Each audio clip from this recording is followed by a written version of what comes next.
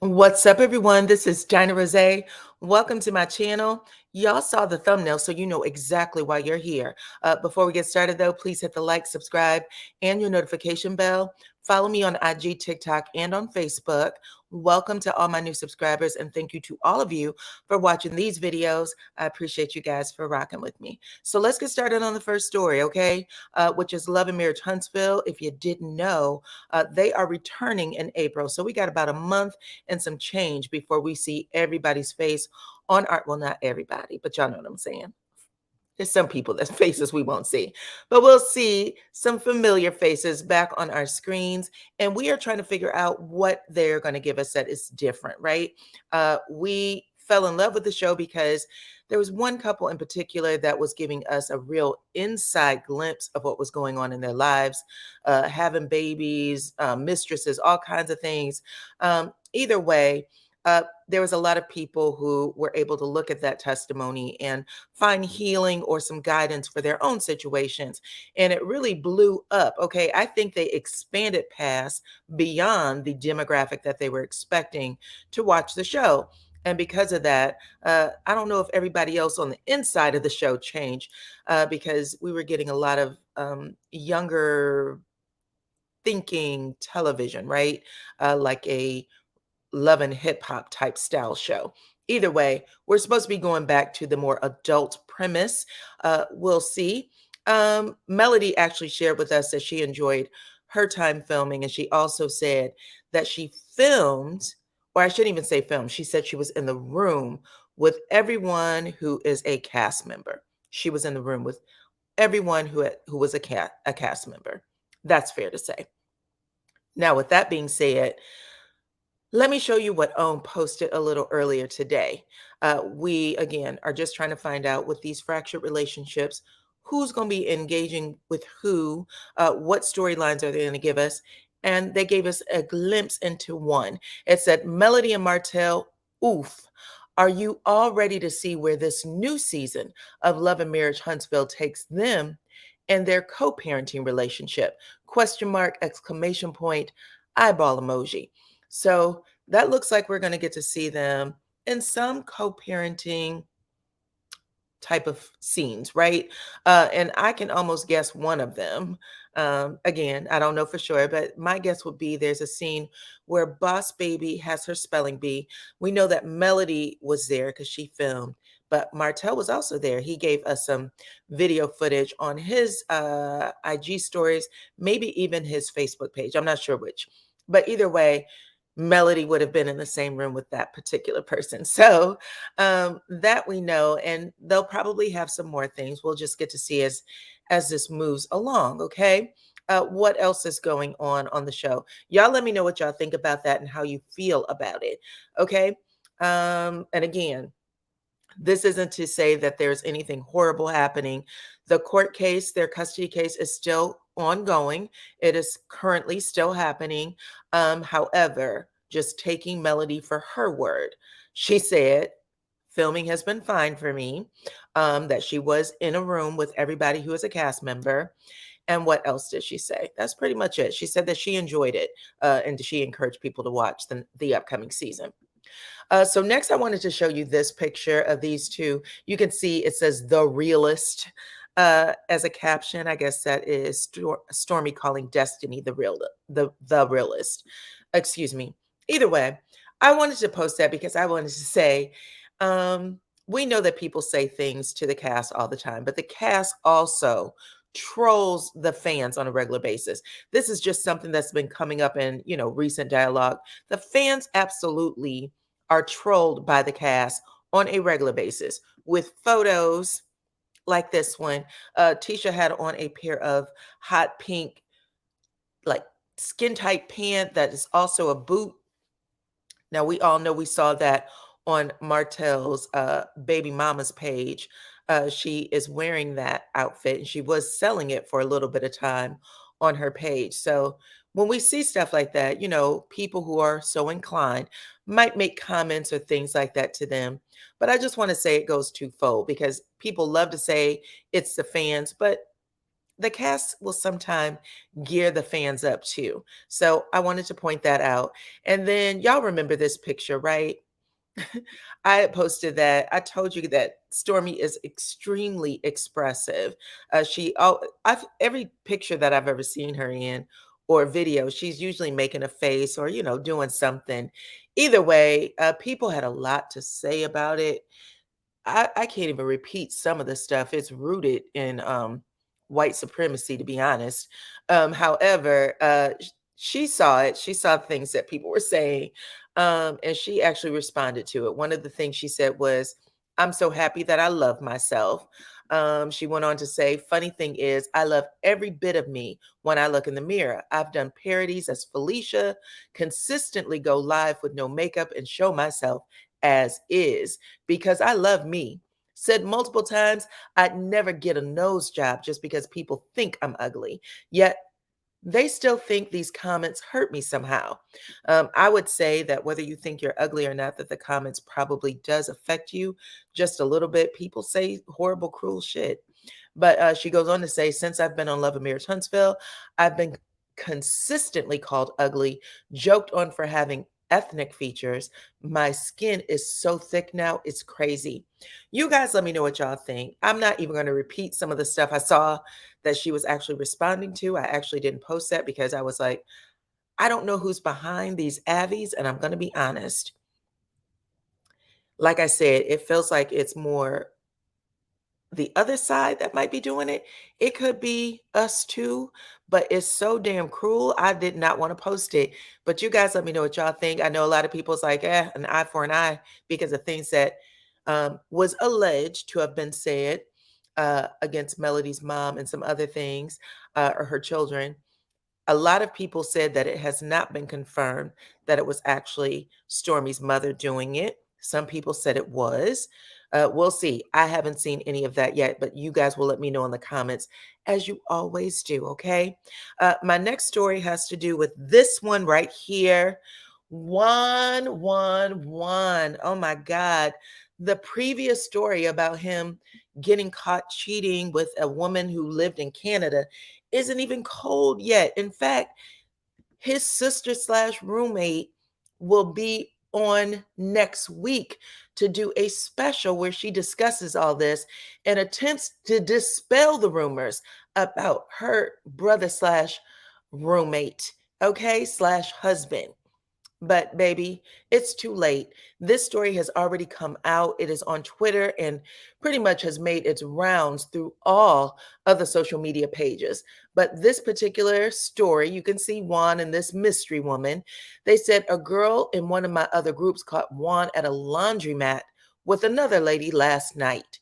I saw this when it was posted an hour ago. They said apparently they were hugging up on each other and he was behind her with his arms around her when loading the machine with their personal belongings. Now, how they would know it was their personal belongings, I'm not sure. But they are in a laundromat of all places. Y'all see that big fan, that industrial fan behind the girl. And the girl looked directly at whoever was filming or took that picture. So we have to see if this is true or not. Y'all let me know what y'all think. I'm reading this from Mr. Housewife's page. He said Juan is having an affair allegedly a month after getting remarried to his ex-wife, Robin Dixon. A Twitter user is claiming that they spotted Juan hugging up on a woman over the weekend at the laundromat in Maryland. Now that's crazy. The tweeter says that Juan was seen standing behind the woman, wrapping their arms around him. I told you all of that. And then he asked the question, who doesn't have a washing machine, a washer dryer in 2023? There's plenty. There's a lot of people who still go, not me though. But there's a lot of people who still go to the laundromat in 2023, especially in big cities like, New York, stuff like that. They will have someone do the laundry for them or take it to, or do it themselves, I guess. I don't know. But y'all let me know if y'all think this is true or if you think that this might be an old picture of Juan. I was looking at his face to see if the aging, the lines around his eye, his beard, there's might be a little gray hair under there, if that looked the same as this wedding photo. And I feel like it does. I feel like it's the same exact face. But you guys let me know what y'all think in the comments, because if Juan is out there like this, he is literally saying F this story, and there could still be some truth into about Miss Robin not being on for the next season, which is due to film in March. And March 1st is Wednesday. So hopefully these contracts are in and people know what's what. But this is crazy if Juan has allowed himself to be caught yet again out here like this. You guys let me know what y'all think in the comments, okay? Now, who's my next story? The next story is still Real Housewives of Potomac. Y'all see her. That is Miss Ashley. Miss Ashley has said this last reunion, which is still airing, we'll get the third part in a couple of weeks, in the next week, actually this coming Sunday. I don't know where my brain is. This coming Sunday, we'll get Miss Ashley on screen. But Miss Ashley said, 7th season, she had a conversation with someone where she said she doesn't know how much money her ex-husband had, Michael Darby. Don't know where the money's coming from, don't know all the businesses, simply know real estate. And I had a lot of people questioning, what the hell is wrong with Ashley? How did she get herself involved in a situation where she gave a man 2 babies and had no idea where his wealth was coming from? What if he was like a drug lord? You know, that's alleged, just throwing something out there.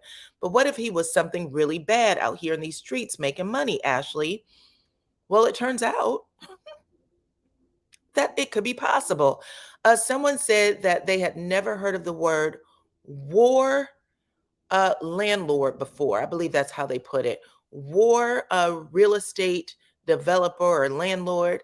And then this showed up. This said, for those curious enough to interrogate this, Michael Darby, a white American real estate developer, most notable for being someone's husband on one of the Real Housewives shows, is one of the largest landowners, and I believe it's pronounced Mogadishu, Somalia, and earns substantial wealth from the war on Somalis.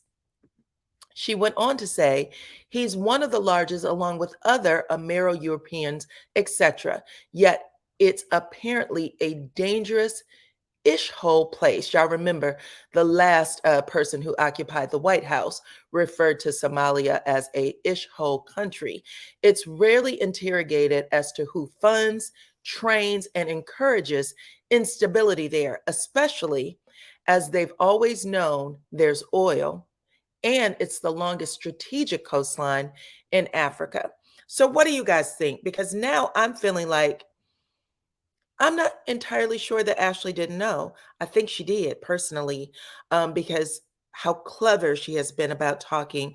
Well, he owns real estate and he wants to get into the film industry, but I don't have a clue as to where all of his wealth comes from or all of his businesses are. I'm not so sure about that. There was a scene that popped out for me when I read this about Ashley when she was on that bus and she was telling everybody that she had a problem with anyone who abused or had, cruelty to animals and all other kind of stuff. And I'm not saying that that's not a good cause, because it is. But when you say things like that, and like I said prior to telling the story, you don't know where the money that houses you, that feeds you, that clothes you, if you don't know where that money's coming from, you got to zip it. You got to zip it, because this is the type of stuff that comes back for you. So you guys let me know what y'all think about that, because like I said, I'm not too sure that Ashley didn't know now. I think that she's been clever in pretending that she didn't. I think that that's the case. So you guys let me know what y'all think in the comments, okay? I did see a tweet that I think it was actually Candace who put it out there, where she was like, so when we used the word overseer, we weren't really lying when she used the word overseer. Maybe she wasn't completely lying about that, because that's dirty, Ashley. That's some dirty stuff. But you guys let me know how you guys feel. And then my last story, I wanted to just talk about the behind the scenes that is currently going on with Love and Marriage DC. So I didn't give you guys a review, and that was because the show went so slow and it was really all focused on these 4 people, Black and Sherelle and Joy and Clifton, if you ask me. So I'm just going to talk about these two individually. First, I'm going to start with Joy and Clifton. I still love them as a couple on the show. I think they are great. However, Sherelle in Black, that is his nickname, that's her husband, exposed Joy and Clifton and said they brought some mess to the show that was strictly for a storyline. They basically said that all this beef that Joy acts like she has against Black, saying that, he is shady. He broke up the group Mambo Sauce, all this other stuff, that was all for the show because he said he's seen her and had performed with her as recently as in 2021. And every time they see each other, it has been all love. They hugged each other. And again, they performed in 2021. He said all this stuff that she's doing now, he doesn't recognize her. He was like, girl, we figured out that they were giving us a storyline. This is their conversation. I think in 2022, when they were all invited to go on a yacht trip. So the Silvas, the Tylers, Joy and Clifton, and Sherelle and Black were invited to go on a boat trip along with some other people who might have been a part of the cast from Love and Marriage DC. I think they even said that Monique and her husband Chris was on the boat. He said before they walked out the house, they got a call from someone and that they said to them, I'm going to give you what I was told to tell you, and I'm going to give you the real story. What I was told to tell you is that we can no longer bring you on the boat because it's at capacity. But what really happened is that Joy called the what do you call it? Who drives the boat? Why is that slipping my mind? The captain of the ship, called the captain and said bringing them on would put them at capacity. So it almost felt like a weight comment too. You guys let me know if y'all got that out of there. But that was on Carlos King's page. And I thought, well, that's some dirty tricks. So we're going to get to see, I'm going to start really paying attention to their dynamics because they are still filming right now. So that I thought that was interesting. The other thing that if we want to, just from the show, Joy actually said the reason why she has cold feet or doesn't want to have a traditional wedding is because her dad cannot walk her down the aisle. And so she said because of that, it really broke her heart. And she recently had an emotional response at someone's wedding after hearing a song for the father-daughter dance because it reminded her that she will not get to have that own experience in her own wedding. So her dad has passed on. So that is what she shared with us in that story. And then I just wanted to close it with this. These two right here told a story about Sherelle being a side chick. Because that's really what they said. They said Sherelle was a side chick, that he had kind of, started following her on Facebook, liking stuff, enjoyed her weight loss journey because she had lost over 100 pounds. He was doing all this while he was in a relationship who would have been Joy's friend with a woman who was Joy's friend in a 5-year relationship with her. They ended up breaking up. He started messing around with Sherelle, but still going back and forth between the other woman. And for some reason, these two told this story like I was never a side chick. And I waited for him to fully break up with this woman. And then only to 20 minutes later say, I knew that he was still having sexual relationship with this woman, even though I decided to stay in it. I'm not dumb. And at the end of it, he and I got together.